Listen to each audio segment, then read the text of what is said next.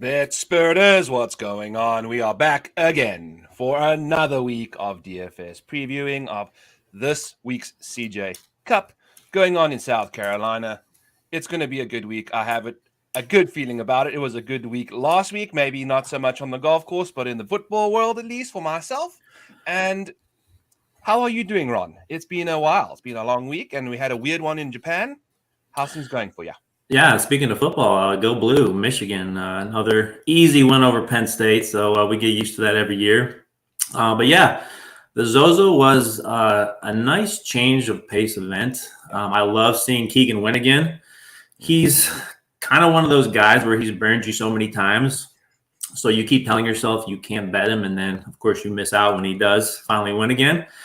But yeah, having a house full of peace and quiet. Kids are in bed, drinking coffee, watching golf at midnight. There was just something awesome about that. So, but yeah, this week, excited for the CJ Cup. Have a really awesome field. I think Congaree, I don't know how many people remember it from 2 years ago, but it's one of the most unique courses these golfers are going to play. It's going to be a true challenge. With only 4 tournaments left this calendar year, probably the last strong field event that we'll see. Yeah. It gives me a lot of those Kiowa Island vibes, Yep. with the sand. I actually used that picture of Shane Lowry on the beach there with that dude on the beach just topless, watching him hit a shot from the sand. So it's going to be a fun one. It's like you said, we'll get into the course here shortly, but there's something different about watching golf at 2:00 in the morning and watching Emiliano Grillo miss a 6-footer on 16 to get himself. He was doing so good, man. He was so close. And then Keegan just managed to keep that putter hot on Sunday, which is something I never expected. And again, we're seeing what happens after these breaks. And it's something that we're learning the hard lesson by. And it's intriguing. So we're going to definitely apply that because we're going to see a lot of superstars make their first start since the season ended, if they never played in the President's Cup. So there's going to be some fun guys. And I've definitely got a few takes on who's going to do what. So I know you got a few narratives, Ron. You want to go through them and then I'll let you know what I'm thinking about, or you want to go through the course first? Yeah, I'll go with the course and then I'll go into those narratives and then we can kind of go back and forth a little bit. But yeah, so just, it's a 78 player, no cut event, very similar to last week. This course is much different though. You have a par 71. It's over 7,600 yards, pretty massive. Second longest course on tour if you're going back the last couple of years. The only PGA event here was the Palmetto Championship in 2021, and it played 3/4 of a shot over par. It was actually the second toughest non-major course that year. Garrick Higo won at 11 under par. And I think kind of with a stronger field this year, probably expect a winning score somewhere around that 15 under range. But it's a sand-based golf course. There's no rough, 130 acres of kind of these sandy waste areas. It is modeled after the Australian Sandbelt. So it's meant to play firm and fast. The ground game is encouraged. And might I say a perfect Cameron Smith course, but we won't go into that right now. But yeah, half the greens are kind of open in the front for bump and run type shots. You have water danger on 10 holes. There's wall-to-wall Bermuda grass. Relatively fast Bermuda greens. Off the tee, it's kind of interesting because you can look at it both ways here. Because it's firm and fast, the shorter hitters are going to get some run out. But driving distance, I think, definitely matters here, especially the really long hitters who can kind of take lines off the tee. And kind of looking back last year, Garrick Higo did this on a couple holes on these par 4s where he took a very aggressive line and he just kind of went right at the hole, cut the corner, and he had a really short wedge into the greens. And I think if, some of the players with distance, talking to Rory McIlroy, and we'll get into some of these guys, but I think they have an advantage here. And so, when you're looking at approach, one of the challenges is to get your ball on the right side of the green here. The greens do have a lot of slope, a lot of undulations. Looking at the data, the proximity to the hole here was 43 feet. That is the toughest proximity course that has been played on tour over the last couple of years. So, with these firm undulated greens, it's going to be an advantage to have a high ball flight. It's going to be an advantage to kind of use your short irons to try to land the ball softly and closer to the pin. And then we haven't seen this recently much, but around the green is going to be really big this week. Even though greens in regulation is 68%, which is above average, if you miss the green, many of these greens are elevated and your ball is bounding 40 to 50 yards down the green to these kind of short grass areas with very tight lies. And then this is where the creativity comes in. You have a lot of options. Are you going to putt? Are you going to chip up the slope? Yeah. So actually being good at scrambling and chipping, I think, is really important this week. And because of that, there are some players I'm like automatically just crossing off the player pool list. But just overall, it's a complete tee to green test. Putting is not that simple here either. These fast Bermuda greens, they're actually the 5th toughest to putt from outside of 15 feet. So again, you can look at, 3-putt avoidance here.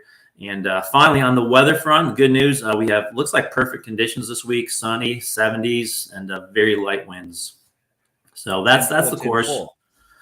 Say it again. No, 10-4. Oh yeah, yep. I totally agree on all of that, and I'm just curious as to your take on how bunker play around the greens as well is going to. I've definitely got some bunker proximity numbers in my model. I think you mentioned there's tons and tons of bunkers out there, so I'm definitely going to be looking at that too. Yeah, and even from the fairway, guys who are, that's another stat you can look up is, how do guys play when they're in the fairway bunkers, as far as even proximity to the hole. And so I think that's another stat that's worth taking a look at. And so definitely guys who struggle, around the greens. And these aren't easy bunkers either. There's all kinds of difficult lies that guys are going to be facing this week. So, I think you really have to look at the short game for sure. Absolutely. And that's one of my things. What I'm going to be focusing heavily on the bunker play there, and it's DFS, so we're going to be looking at some guys that are accurate off the tee too. But from like a betting perspective, if you're looking to just place a whole bunch of top 20 bets and things like that, got to include distance in your lineup in your model there. I think that's a key thing. DFS obviously got that game theory. If you just kind of filter down the ownership that I have, the rough ownership already, if you just filter on distance, the majority of the ownership is at the top of the board right there already. So that's kind of how you're going to want to get different with throwing some, not super short guys, but guys that are a little more accurate with that lack that extra distance off the tee. Yeah, so that's kind of like one of my little mini narrative kind of fade narratives there. I'm going to definitely show a few guys that I like that are more accurate, that don't have very good distance, but are superior in other elements of their game. And we'll get through them slowly, but who do you like this week for certain reasons, Ron? I know you got a few narratives there. Yeah, so and I know this seems just basic, but having an all-around skill set I think is really important here. So, when you look at guys who have no major weaknesses, so if you're looking at, Rory, Matt Fitzpatrick, Max Homa, those types of players who, when you look back at their long-term data, like they're positive in every area. So that's one thing I'm looking for. I'm also kind of, you have this group of players who have gone from Las Vegas at the Shriners to Japan, and then they're coming all the way back here to South Carolina. And so there's even a couple of them who played in the President's Cup. So it's kind of 4 weeks in a row. And so, that's something I'm kind of looking at as far as fading a few of those guys. And then, I kind of love Aussie players and international players in general this week who are very familiar with the Sandbelt. And even these, this course is a little bit linksy, as far as, how you use the ground game, as far as how you play the holes.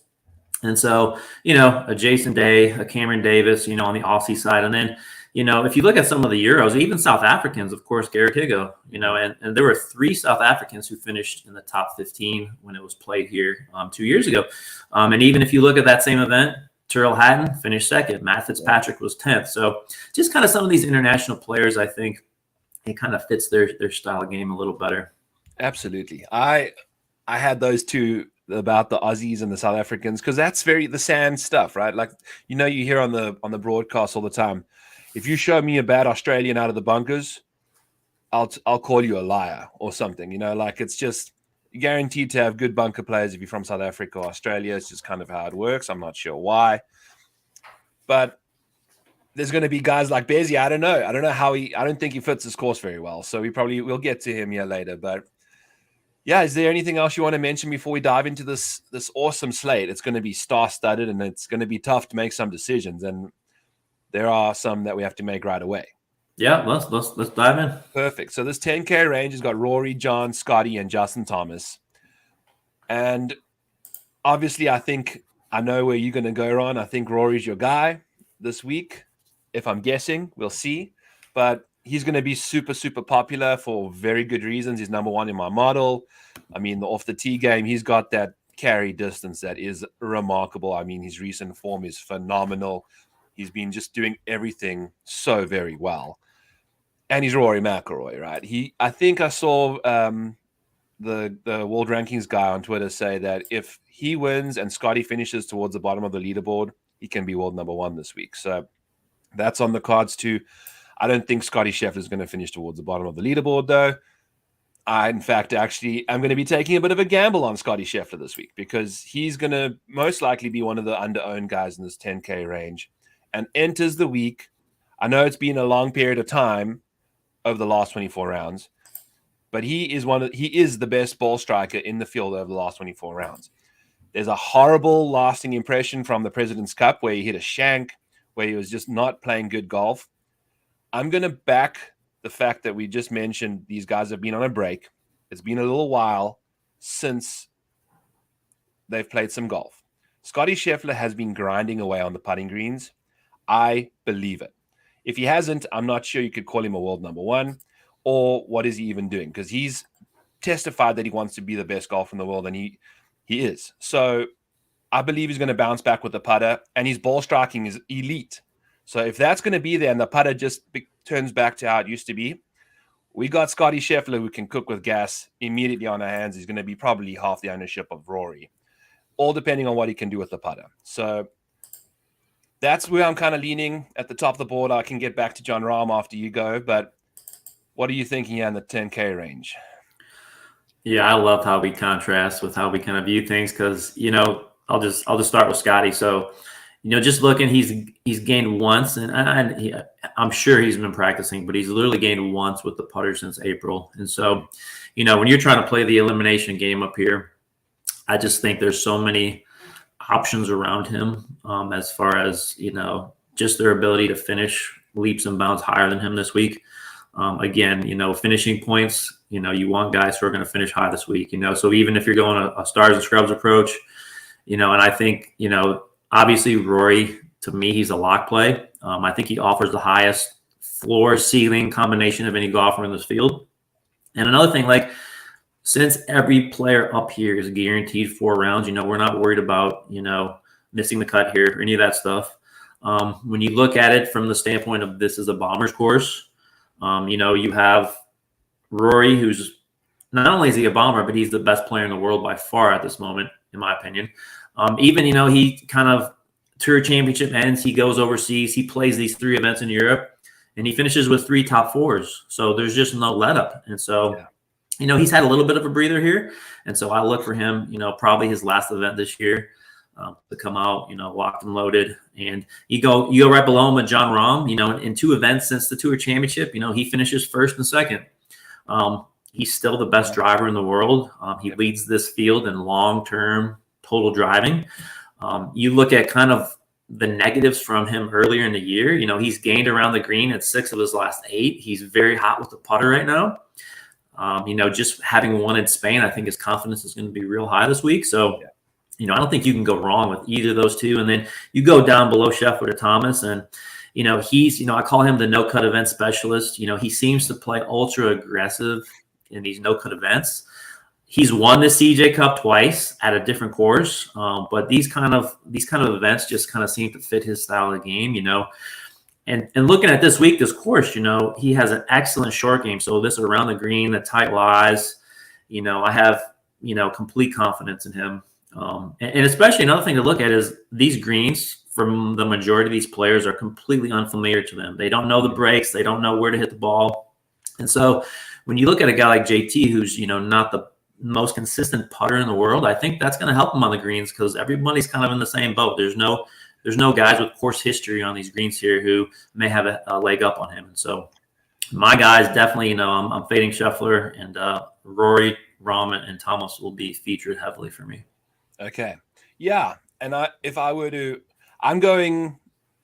hoping Rory has a bad round. That's, this is going to be a ballsy play by my part, and I'm just going to go with Rahm and Scotty.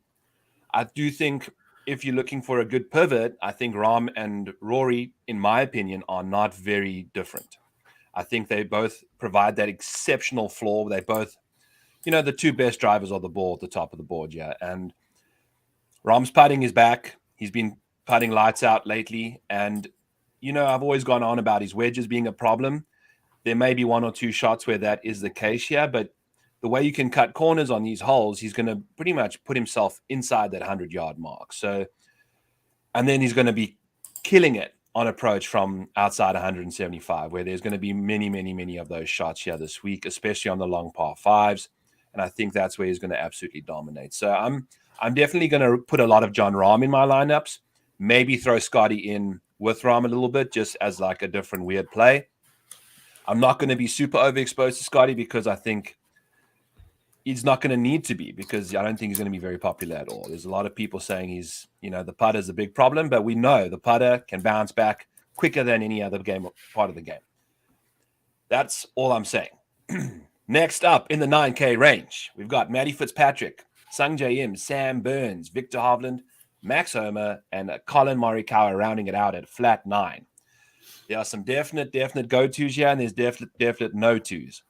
Colin Morikawa, for me, even though he's going to be low-owned, I want nothing to do with him in a non-major, because although his ball striking is one of the better ones in the field, when it comes to short game stuff for Colin in a non-major, he just seems to never show up. I don't know, something about his brain just does not function on the putting and the chipping side of things when it's just a normal PGA Tour event. So I'm out on him.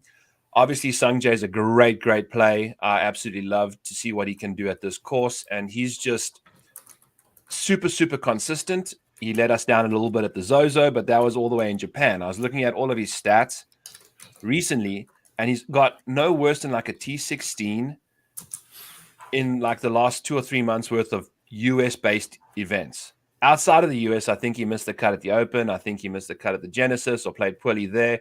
And then he goes to the Zozo and finishes like T30. So anytime you bring him back to the US, which is now his home basically, he plays every week, he's going to be good stuff. So he's going to be a guy definitely roster. I know he's going to be very popular, but that's why I'm playing John and Scotty up top. So give me some of the guys you like over here, Ronnie, and tell me why you like them. Yeah, so I'll start with Matt Fitzpatrick here. He's kind of in that, like I said, that group of the all-around gamers. He's also got the creativity around the greens that I'm looking for this week. Of course, everybody knows about his added driving distance, which, again, is going to play really well here. I think he has a small edge, having played here in 2021, again, where he finished 10th. So I really love Fitzpatrick. Sung Jae, to me, he's a clear fade. And, again, here's why. So he goes from North Carolina – well, I guess starting with Quail Hollow, President's Cup, goes to Vegas, goes to Japan, now all the way to South Carolina. And to me, the thing that kind of distinguishes it being a clear fade is how he struggled last week in a pretty weak field. And so when his game is kind of going downwards, and you add in the fact this will be his 5th week in a row, I'm not really expecting him to rebound in a field this strong, having played that much. And so to me, he's just a guy I've crossed off very quickly here. Sam Burns was a tough call. I think he's a great course fit. He hasn't finished in the top 15, though, since June. But he's kind of got, the 3 Ps that we want here. He's got power, he's got precision, and he's a great putter on Bermuda. And so to me, when you combine those 3 things together, I just think his ceiling is so high. So I'm definitely going to be playing Burns. And Victor, just really quick on him. I know everybody's going to kind of be in one boat or the other here. But when you look at the last 50 rounds, okay, so remember, this is a 78-player field. He's 59th in scrambling. He's 43rd in sand saves, and he's 73rd out of 78 players around the green. And so, that's just, again, being picky here, looking for reasons. And when you go just one step below him, Max Homa. So I think Homa's a top 10 player in the world. In 2022, he's played in 20 events so far this calendar year. He's got 15 top 25s out of 20 events. And if you look at those 20 events a little deeper, his worst metric is around the green.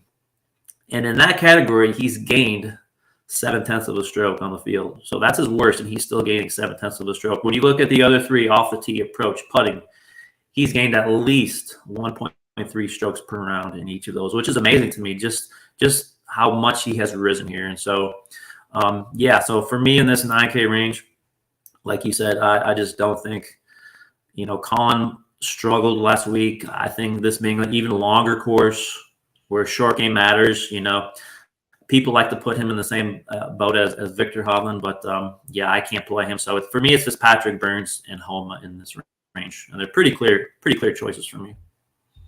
Yeah, I agree, and I have noticed that Victor's around the green stuff is really coming into form a little bit over the last little while, but he's going to a course that I think is super tough to kind and of. This is not like, and this is not like a normal rough course because there's no rough. So yeah, it's all tight lies, and I guess it'd be you get to look at kind of how he's done in similar courses with really tight lies. But yeah, it's going to be really interesting to see what he can get up to here, and I think if he doesn't even provide you that ownership leverage position anyway that you're looking for a guy that's got a deficiency like this.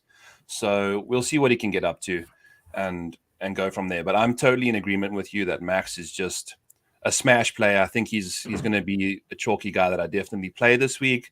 Again, that's why I'm getting different up top. That's why I'm fading Rory, because I'm going to be playing Max. I think if you throw Max and Rory in the same lineup, you're going to have to get real freaky downstairs. So we're okay doing that too. And I know that's why people tune in here to get our different opinions. And it's so hilarious, Ron. Why are we always, it's like we're the polar opposites of each other every single time we do this stuff. So, which is cool. That's what people come here for, is to get different opinions and to make up their own decision on why we each like our two different guys. So that's going to be interesting. And I'm a big fan of Max here and Sam as well. So definitely in agreement there for the first time in a long time.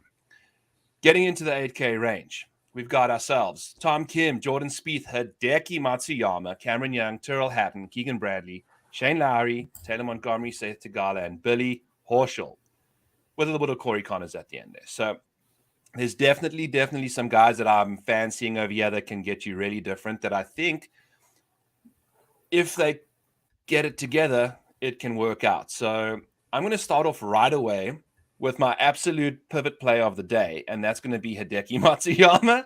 And I know I'm very aware that the off the tee stuff has been a big problem for him, but he's got good distance. We've seen him carry those. I'm just thinking back to the Sony Open when he just absolutely roasted that driver over the bunker to put himself in that position to hit that 3-wood. He's got that capability. His baseline is right there, and his baseline suits this golf course perfectly. He's going to get himself 4 rounds.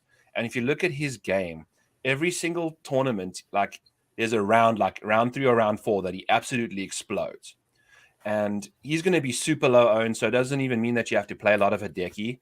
And he's still just got exceptional upside when he can play well. And I know he hasn't been playing very well lately, and that's why he's going to be very low owned, which is fine. I'm down to go to him there. So that's what's cooking with Hideki for me. And then Tom Kim is going to be interesting. I don't know what the ownership's going to pan out for Tom Kim, especially with his lack of distance on this course. But when I was looking at the stats, it's like accuracy is also essential here. You can have distance, but if you're missing the fairway, you're in trouble. Like there's trees and there's sand and there's water. You're in trouble. I think Tom's is going to be in the middle of the fairway all the time, hitting from short grass. He's also grew up in Australia. So he's a Korean, but he's played a lot of golf on these sandbelt golf courses, Ron. And I think I just realized that speaking to you. So I had a bit of an epiphany there. So don't mind me while I'm just celebrating my own thoughts there for a second. But I love Tom Kim at this venue. And I think he's going to be an awesome player out there in between Colin and Jordan. And yeah, that's kind of the top of the 8K range there for me. I got some absolute gems that I want to share with you at the bottom. But give me your opinion on the top here for the first few little bit. So yeah, with Tom Kim, I'm out on him this week. I think he's in for maybe a little bit of a downturn, and maybe you saw that a little bit last week in Japan. I think Congary's length is going to put a lot of pressure on his long irons, and I think the field strength is going to kind of do the same. I don't think he's played in the U.S. Open, so he's played in a few of these strong field events. But I just think some of the guys below him, I just like a lot more. So here's my case for Jordan Spieth. Okay, he's a very interesting play. So he's another guy who's added distance off the tee, which again is going to help here, of course.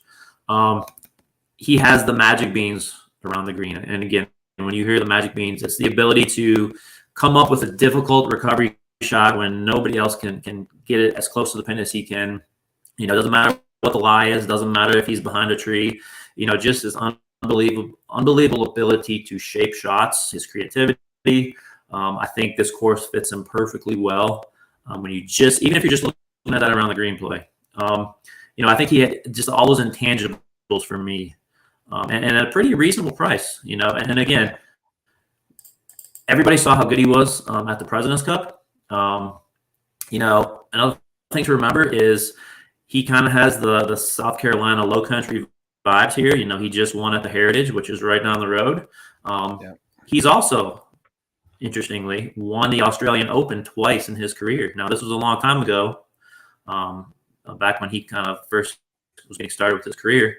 But again, Sandbell course, okay, right on the coast there in Australia, and he won it twice. So, just another interesting note that I came across. Love Spieth. Hideki is another one of those guys who, even though he seems to be struggling recently, he fits that all-around performer. Doesn't really have any weaknesses. And this is kind of what you notice about Hideki. He goes through these little stretches where he's kind of average, and then he just pops. And so I think at 8,700, I think ownership, like you said, is probably going to be really low. And I agree with you. I think it's a great spot for Hideki. Right below him, Cameron Young, of course. We have the distance narrative, one of the longest guys on tour, and who's kind of been struggling in recently. But I think Cameron Young's upside again is so tremendous here. You give him 4 rounds, and so I think he's a must play at 8,600. My toughest decision in this range was Tyrrell Hatton. He's so volatile. He finished 45th in Japan. He had all these blow up holes, yet he's 32nd in scoring on DraftKings, and so he just has these abilities to go on these birdie runs. Has a very high ceiling. He finished second at this course in 2021. So he's a guy I'm still kind of deciding on. And so, for me, it's, if we're looking at top of the 8K range, it's Spieth, Matsuyama, and Cameron Young.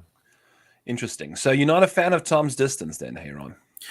I just don't think, I know he's not like a super short hitter. And I think a lot of these guys, even Kevin Kisner, when they played here before, he came out and said, I can play here because all the rollout I get from the firm fairway. So I don't think it's that much of a disadvantage. But I just think, as great as he's been playing, I think it's only natural. And I know it's a tough business we're in, trying to predict when a player is going to have a downturn.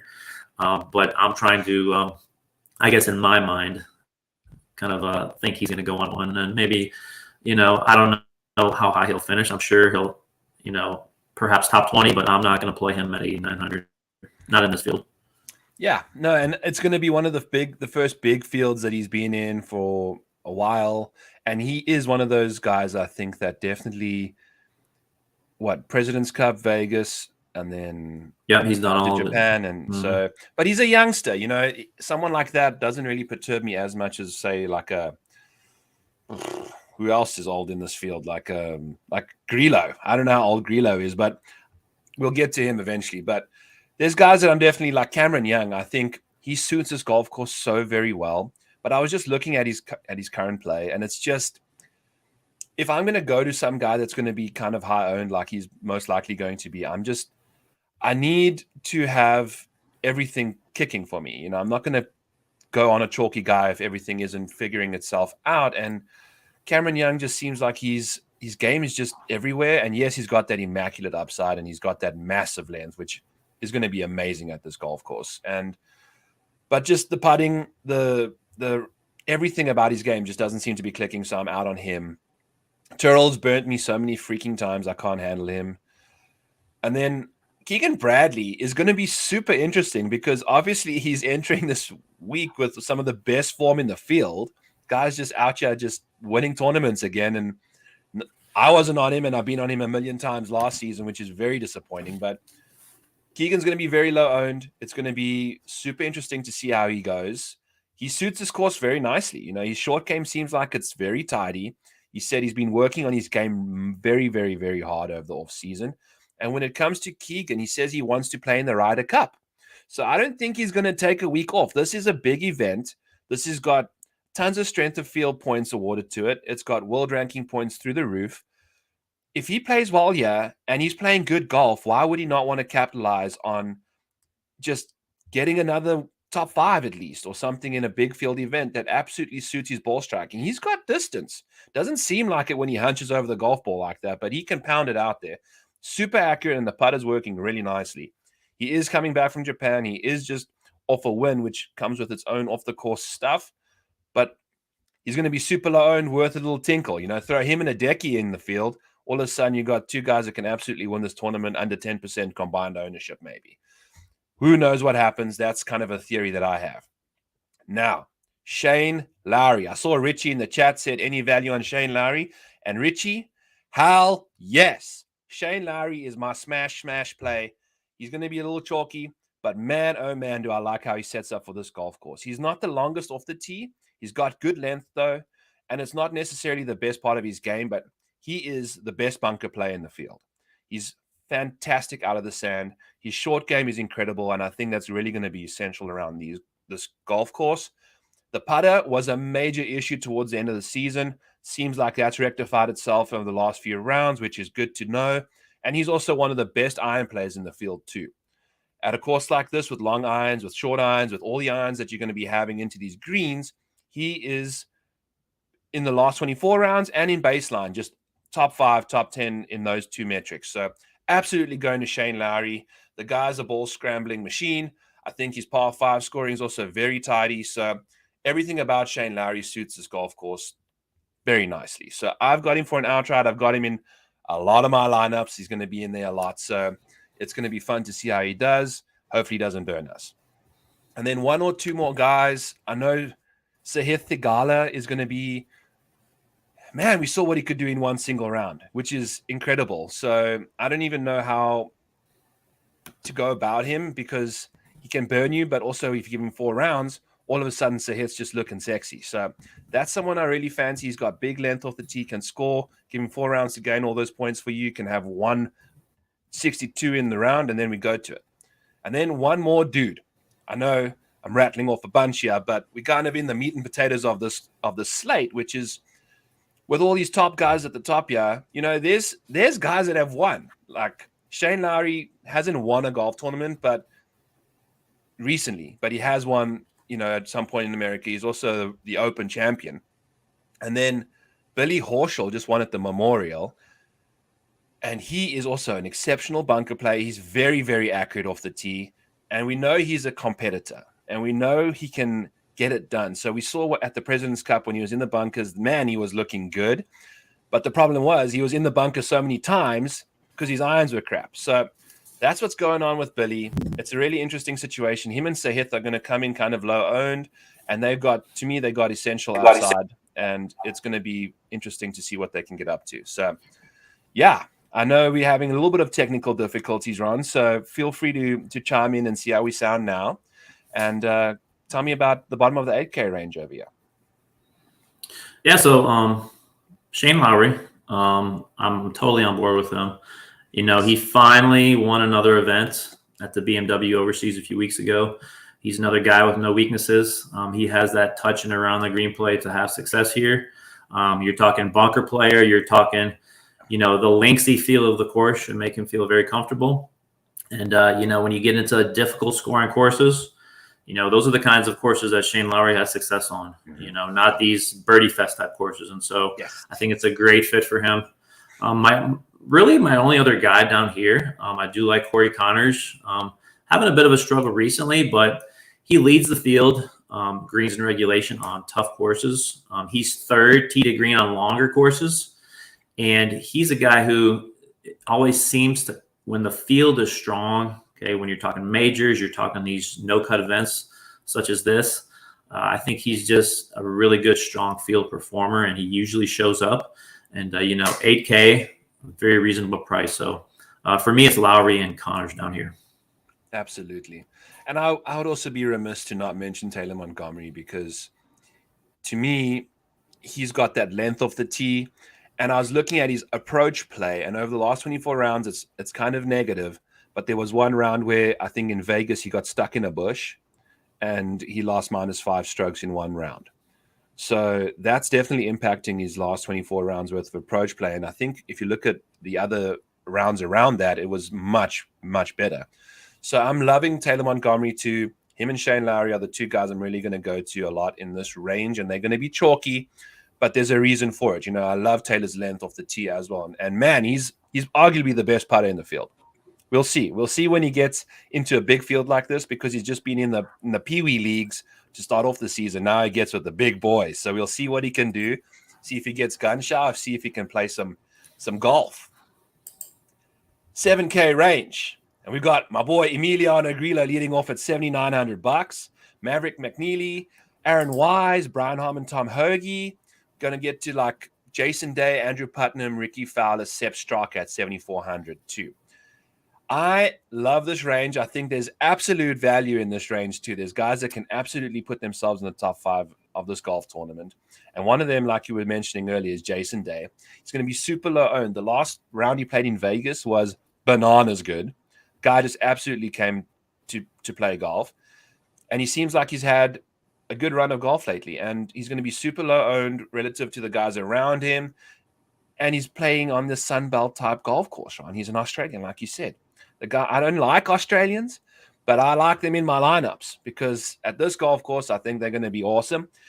And your name is Jason Day. You can't keep putting as bad as you're putting right now, bro. Like, what are you doing? The putting has been disgusting for him, and I think it's got to do with his back not being able to practice that much.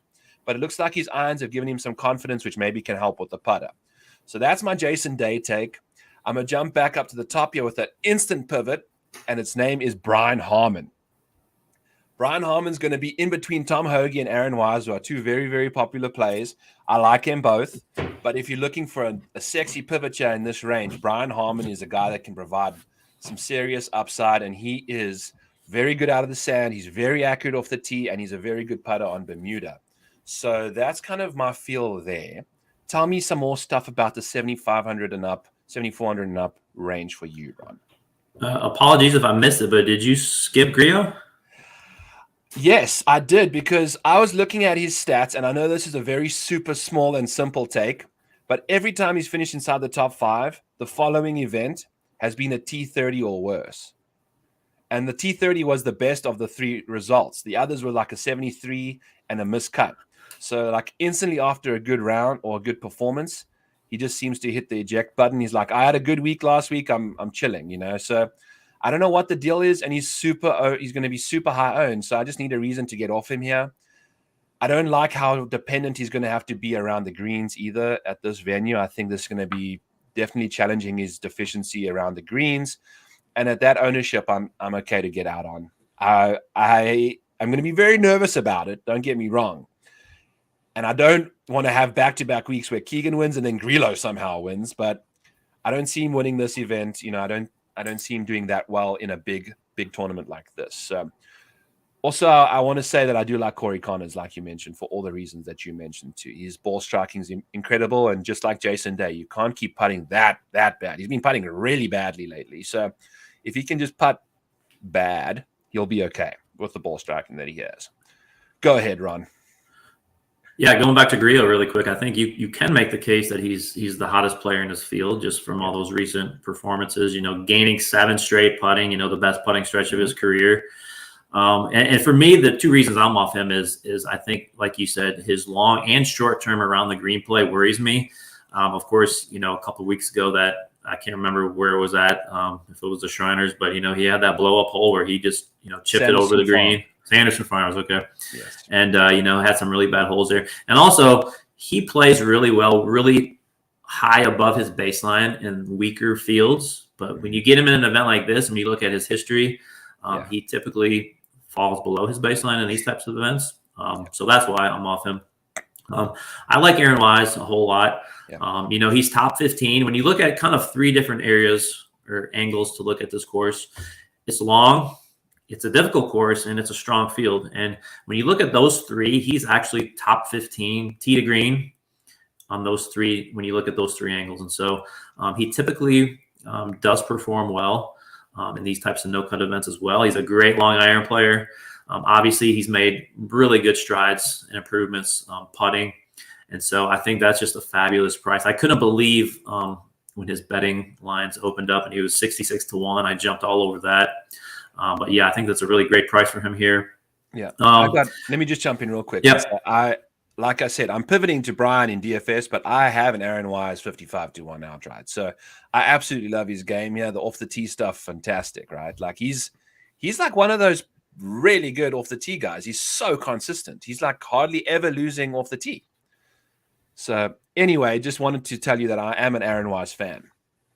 Yeah, and just going back to the Mito is interesting. You just wonder which Mito is going to show up. Is it going to be the one who, played so well a couple weeks ago, or is going to be the one who just struggled so mightily in Japan last week? And so I'm kind of still deciding on him. But like you, I'm definitely playing Jason Day. I believe the resurgence is real.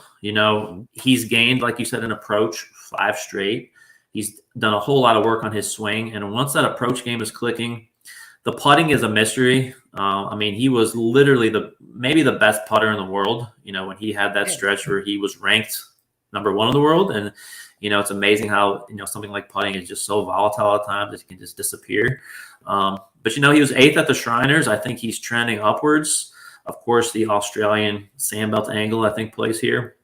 Now, Cameron Davis is kind of at the crosshairs between the Australian narrative, but this is also his 4th straight week. He's one of the Globetrotters here, President's Cup and all that. But again, you kind of look at it both ways. He's got 5 top 20s in his last 8. Younger guy, great at the President's Cup. So I think 7,500, again, I think that's just too cheap for him here, for his massive ceiling, his ability to put himself in position on the greens with that, driving distance, approach game. And so I think I'm going to be in on Davis. But yeah, I love this middle range with both of those Aussies right there. Yeah, I think he's one of those guys that you said, perfect all-round game for this golf course. So we'll see. I'll monitor the ownership too, because I just haven't got Davis right either. And Mito shot 67, 68, 67, and then a 77 in round 2. A professional golfer shooting 77 is basically unheard of unless you're playing in a major. He did it out in the Zozo. Like minus 8.5 strokes in one round. Just insane. I don't know what happened. I don't even know. It was a bizarre round because I had him outright and he was sitting pretty after round 1, 77. So tread lightly on the thin ice that is Mito Pereira. Moving on down the board here, I've got 2 more outrights that I have in my Breaking 100 article, and their names are Ricky Fowler and Sepp Straka. And Ricky Fowler, his golf profile, if it is, we're going to just take the last 3 tournaments that he's played in. And it was a T2 and a T6. I think he missed the cut at the Shriners. But the other 2 have been a top 6. So he's got the distance. He's really good out of bunkers. And it seems like the putter's working nicely. He's got a new coach. He's got a new caddy. Might have a new wife. Who knows what. But, the guy's out here just changing his life around. And it's for the best. He's playing some good golf. And we all love to see Ricky Fowler playing. And didn't he finish 2nd at the CJ Cup last year? So it's not the same golf course. Same event, though.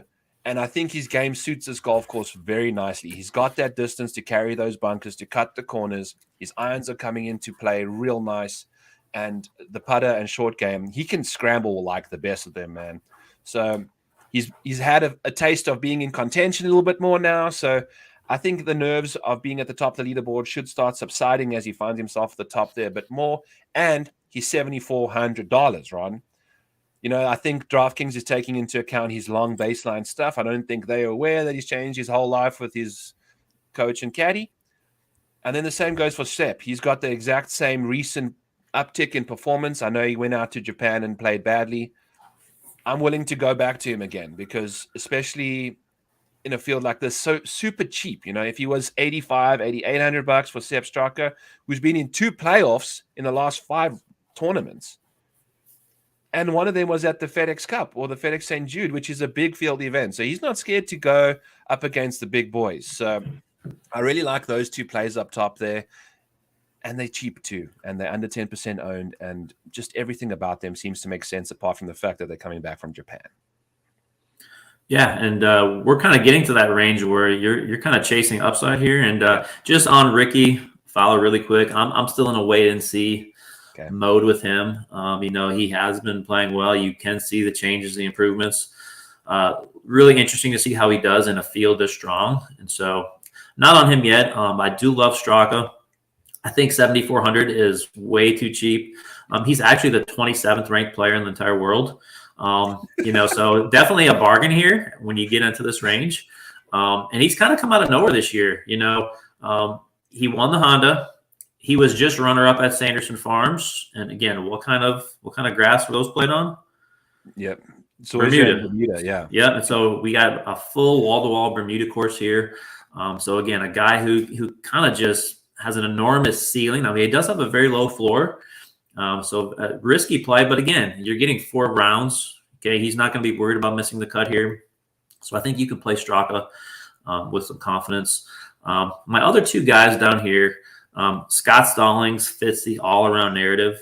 When you look at his last 10 events, he's gaining at least 0.6 per round in each of the strokes gained categories. So again, a guy who's really transformed his game, at least in the short term. And so again, another guy with no weaknesses. He's got 6 top 13s in his last 9 events. Okay, so again, 6 top 13s in his last 9. And a guy who's really good at scoring, perfect play for DraftKings. He really gets on those birdie streaks. And then Keith Mitchell, we haven't heard much from him lately. But again, 7,200, he's 15th in this field in ball striking. He's 3rd off the tee. I just think he's another guy who has just tremendous upside, can get really hot with the putter, prefers Bermuda, another Southern boy here. And so he's kind of my other guy that I really love down here.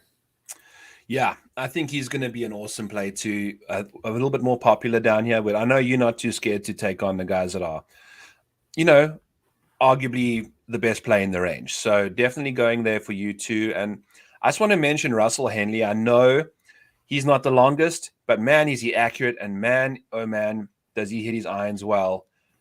And his best putting surface is Bermuda. So if you're looking at those kind of things, I think right around, the Keith Mitchell range there, you could definitely be sucking some ownership up for Russell Henley. So absolutely. I have an outright on Scott Stallings. I'm all in on him again this week. So Scott Stallings, absolutely. I think he's like 100-1 or 90-1 to win this thing, which is, he just finished 2nd at the BMW Championship in the playoffs. So against Rory McIlroy. So anyway, moving on.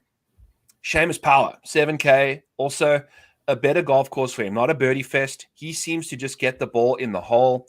I love this golf course for him. I think he played well here last year. I finished like top 20, which isn't fantastic, but the short game kind of left him over the weekend, it seems.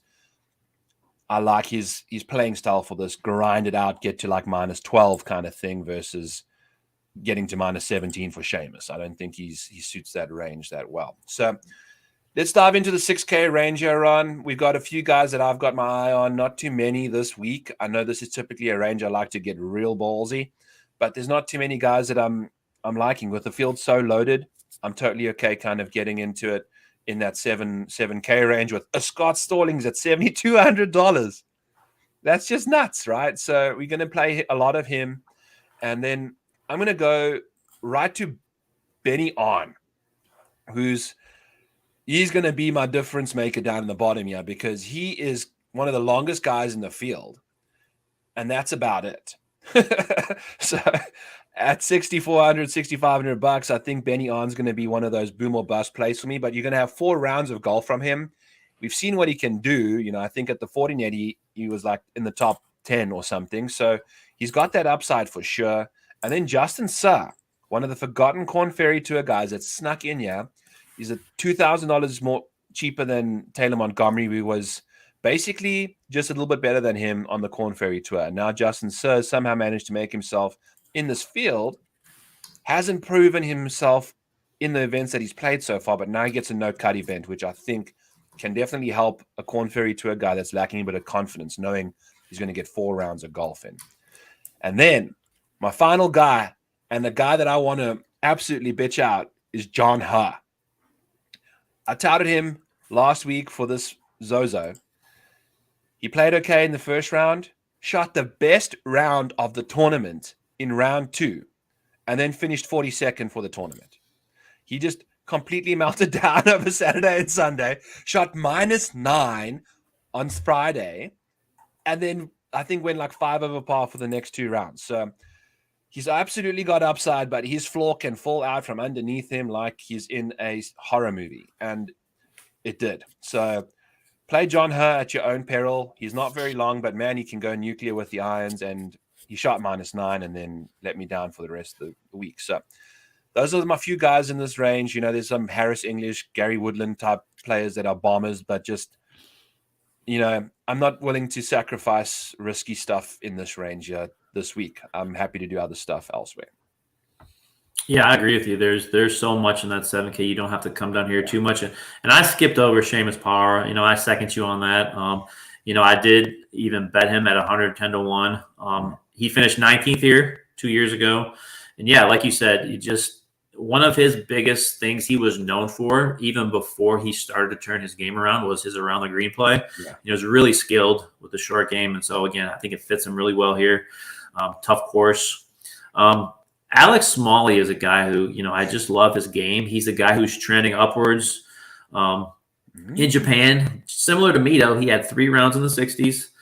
He's got 5 top 25s his last 11. He's got the distance off the tee to hang here. And so I just think he's massively talented, and I think he's definitely worth, if you're playing multi-entry, I think he's worth 5 to 10% in your lineups here. And then, Harris English, people are still down on him, and he seemingly kind of right now can't get over the hump. But, he was 14th here 2 years ago. And if you remember, one of the places he won was Kapalua at the Century. And again, Kapalua is known for the second widest fairways on tour. And again, here we go this week here at Congaree, actually the widest fairways on tour. So of course, where he can, he's not the longest hitter in the world, but he can, not worry about his off the tee game. He's gained 3.7 on approach his last event. So I think at 6,500, if he can find it this week, if he can get hot on these Bermuda greens, which again he favors, I think Harris English is a great play at 6,500. And yeah, there's a lot of other interesting names on here. I mean, Webb Simpson at 6,700, but I do not trust him, especially on a long course like this. So yeah, I'm staying away from Webb. I know some people are going to see that name and they're just going to click on it for some salary savings, but I think that's a little bit of a trap here. So I'm not touching that. Brendan Steele, elite ball striker sitting there at 6,300. I think you could do worse than him. But yeah, that's, down here, Smalley and English are definitely my main 2. Cool. Yeah, I think it's a range that, if you're looking to get weird, it's all for you. There's lots of fancy dressed people in this range, and they've got a lot of deformities that you're going to have to deal with because this field is loaded, and in order to be in the 6K range, you got to have some problems. So, yes, that is it for the slate. Where are we cutting the bread in half here this week? Ron, is there a certain magic number you want me to slice the slate in half to? We can go, it is pretty top heavy. We can go 8K and above. Okay. So your favorite player, your favorite pivot for both ranges. Yeah, so, there's obviously so many choices up top here, and there's a lot of easy names you could say. Obviously, Rory for me is a lock.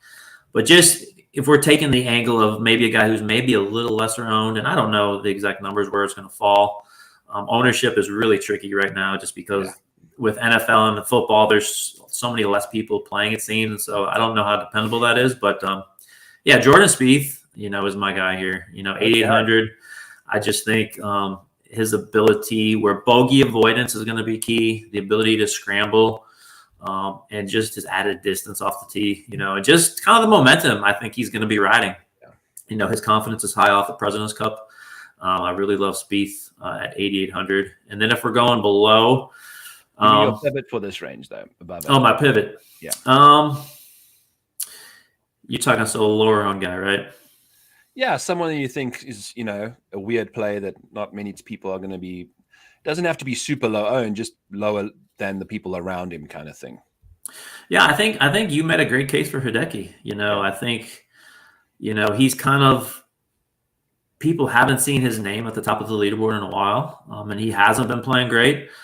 So yeah, kind of right below Spieth there. I think people are gonna really be on Tom Kim still. I think people are gonna see Morikawa right at 9K. Yeah. Even Cameron Young at 8,600, and you kind of got Spieth and Matsuyama kind of tucked right in there. So I think that's a really good range for those two.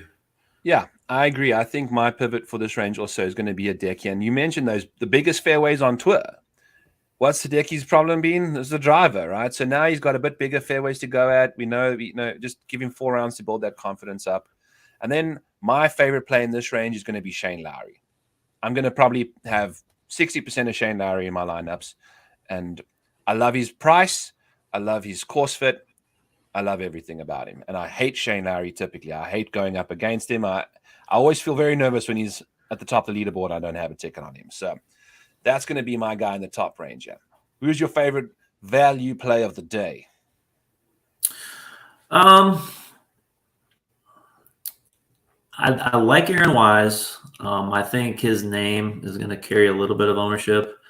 And then if you probably going down here a little bit to Keith Mitchell, I think people perhaps forgotten about him a little bit. I just think it's a really good course fit. He, again, another, guy from Georgia, plays well in these Bermuda courses. Yeah. Obviously off the tee, his ability to put himself in good position for that all important approach shot. And just kind of banking on his ability to get hot on the greens this week. So I really like Keith Mitchell at 7,200. Cool. Yeah. And then I think I'm going to go with Scott Stallings. I love him at $7,200. He seems super mispriced. I'm not entirely sure what he's doing at $7,200. Guy finished second at the BMW Championship. Or the Tour Championship. I can't remember which one it was. But guy was balling out. It is what it is. He's super cheap. Let's go to Scott Stallings this week. And that's it for us today. We don't forget to go and check the Betsperts.com. $1 for the rest of the year. It's a steal. We got all the good content out there from Ron and boys. They were freaking you on 2 weeks ago when they hit the first round leader and the winner, 2 different guys in the same tournament. That's what I'm talking about. I mean, you can't do much better than that unless you're picking the leader after round 2 and 3, which is ridiculous stuff anyway. So all the good search functions, all the good optimizer tools and things like that over there. Check it out at Betsperts. $1 for the rest of the year. It's a good deal. Yes. All right, Ron, thank you so much for an awesome episode. I know we had some stuff going on, but got a great field. I'm looking forward to watching some good golf this week. It's going to be the normal times that you don't have to stay up until midnight and 2 o'clock in the morning to do. So looking forward to that. And yeah, thank you for joining in, guys. We'll catch you guys next week. I think if there's golf, who the heck knows? We only focus on this week because that's what's important. But if there's golf next week, we'll be back. All right. Catch you guys next week, maybe.